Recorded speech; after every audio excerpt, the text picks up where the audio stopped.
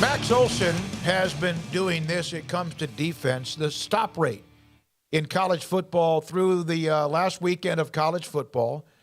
And there's Michigan, not a surprise. San Jose State, number 2. Illinois, we've discussed them with Brett Bielema. Ohio State, they're putting up a bunch of points, but they're also playing, and of course, they have the new coordinator from Oklahoma State and what he's done.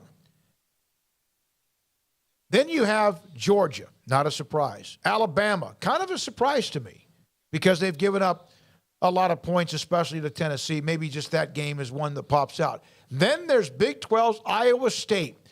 Pretty much in every game, but just always a play or two short. James Madison getting a lot of love this year. Boise State. And then at the bottom you have Marshall, who beat Notre Dame. And then since that time, they've kind of flattened off a little bit. Anybody on that list that surprises you? Yeah, Boise State, a little bit. I mean, I know Andy Avalos is a, big-time defensive dude, but, right, they're 5-2 now. They've kind of rallied. They've definitely rallied. Yeah, but it does surprise me because it's not really in their history been their MO. Usually they've been kind of a more of a kind of a wild offensive team. But yeah, they're 5-2 now. He's riding the ship, but yeah, they surprised me a little bit. Craig?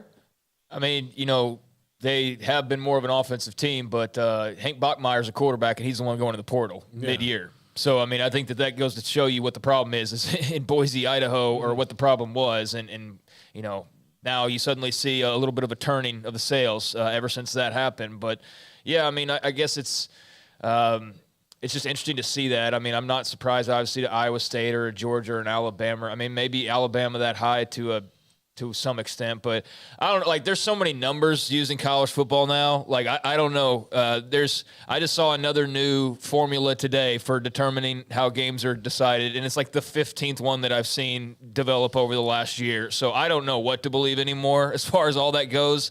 I just resort back to just gut most of the time, and that gets me a little bit above 500. So that's a win, right? Just to be a little bit over 500. So that's all I'm going for. But yeah, I mean, there's so many numbers now, and hey, I love it for those that love numbers. I've never been a numbers guy. I've never been a math guy. So I start seeing like this formula and that formula, and it's all these graphs get very confusing to me because it's just not my forte. So yeah, I see stuff like that, and I admire it, and I appreciate those who can appreciate those and get a deeper meaning out of it. I get some stuff out of some of these things, but there's just so much to kind of digest and take away that I ultimately fall back on just kind of the bare bones of what I feel like I know and what I've watched and, what some of the numbers say. But, yeah, for, stop rate, I know that Max has been pointing that out for a while. I mean, it is a good indicator of, a certain part of your defense. And, to see those teams there and knowing the kind of defense they play, I don't think it's that surprising. Garrett, if you wouldn't mind, I know we're up against the top of the hour, and we have Pete Mundo from Heartland Sports coming up at 4. Scott Drew at 4:45. He's among the newest names who will be inducted into the Texas Sports Hall of Fame. There's some big names. Priest Holmes, former Texas running back, is one of them. So go back to that again, the stop rate. So Michigan, we know they're playing well. Down to number at the bottom, Marshall, they're 4-3. They're I looked at there and I was like, wait a minute, Marshall just beat James Madison, kept them to 12. That was a big win. James Madison got off to a hot start, but they've kind of fallen off not to the wayside, but they've fallen a little bit, taken a couple of lumps. And yeah, Marshall this past weekend was one of those a little bit surprising. Their last 4 games, they've given up 16, 7, 23, and then 12. They lost to Louisiana, 23-13.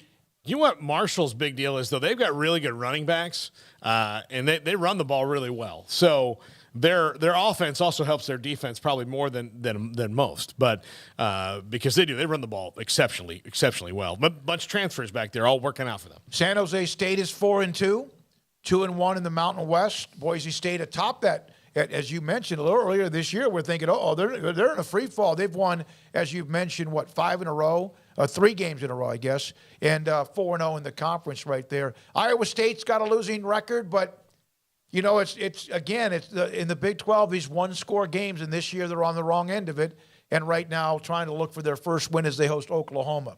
All right, when we come